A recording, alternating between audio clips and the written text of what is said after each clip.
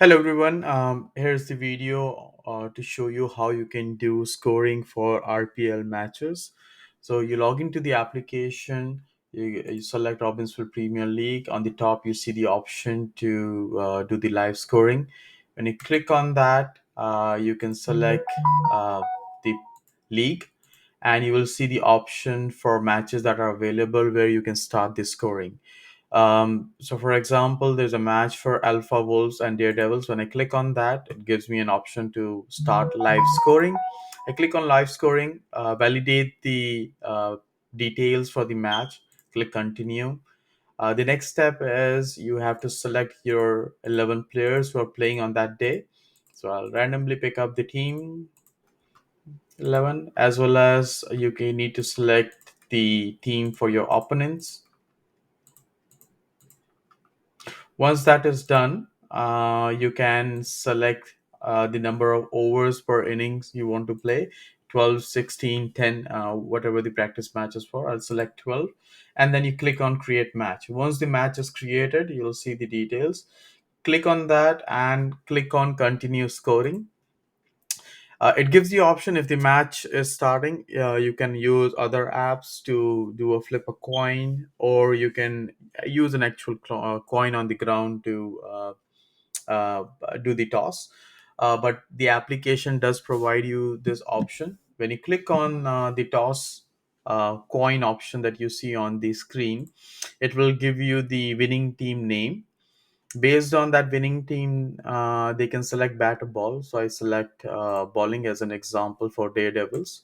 Click on save, and that's where the batting team will take over the scoring, and they can select their batters. So, for example, I select the batter and the runner for the match.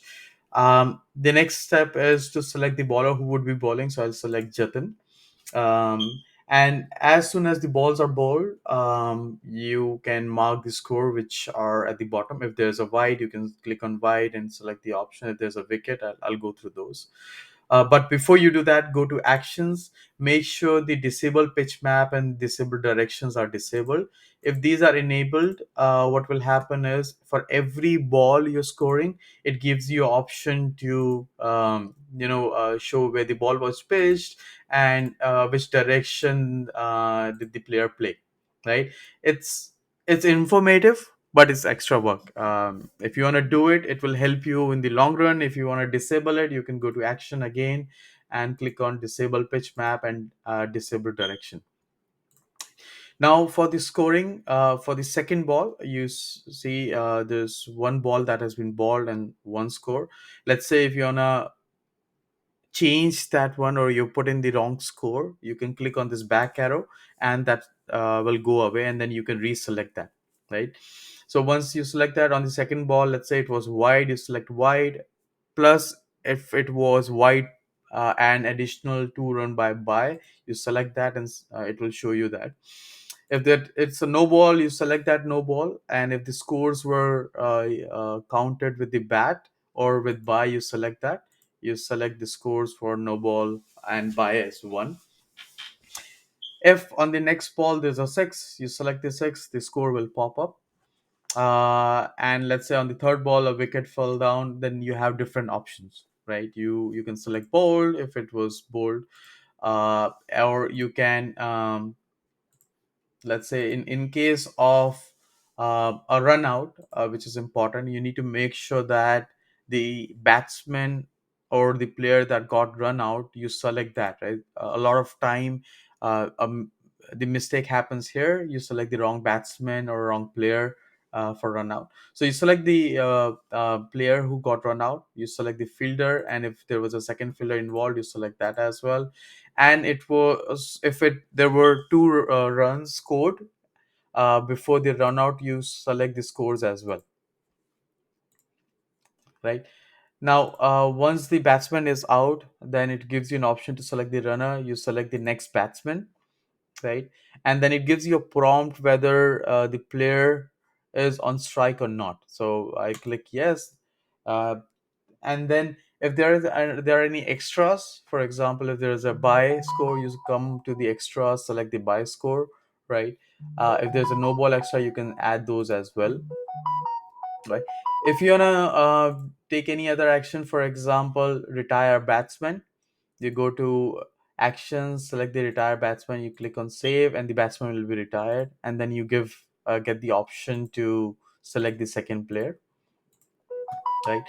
And it will prompt you to know if Arpit or the player is on strike or not, right? In the action, similarly, you can retire the bowler, right? If there's a short over, you can select that.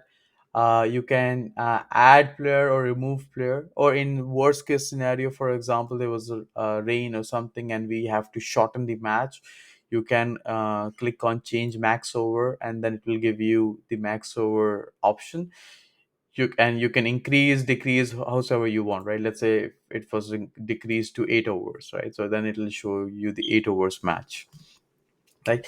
At the bottom, you have other options. For example, the scorecard that will show you the complete scorecard for the game till that time. There's a each ball commentary that is available, or the whole scorecard. You can also share the scorecard with your team. So there's an option to share the scorecard in the app or in the external share. When you click on external share, it will give you option to share it through WhatsApp, email, and other whatnot. Right, you can do that as well. Right. In the summary, you will see the summary of what's the current score is. Now, click on the back on top to come back to the live score, and you continue that. So let's do complete this over. So when you go and complete, it will ask you for the select bowler. Again, the second bowler that is needs to bowl, and a confirmation of the player who is on strike. So let's say you're done with your scoring for this session. It gives you an option to end scoring session. You click on that. I've shortened the game to 2 overs, so that for the simulation. Click on end scoring session, and then the scoring will close.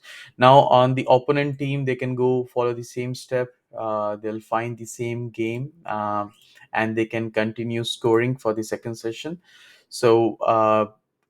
They once they are into the scorecard live scoring option, they can click on start second inning. Again, they will follow the same steps, select their first batter, select their second batter, and once they select that, then it gives them an option to select the bowler for the opponent team or the fielding team, and then follow the same step at the end of the scorecard. So let's say if we score finish this 2 over match, and you click on end of the match, then it gives you an option to select a player of the match. The app does calculate based on uh, what you have filled in for the player, but it does give you an option to select if you want to give anyone else as the player of the match option award, right?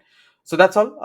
It's a short video. In case you still have issues or concerns, please reach out to us. Thanks.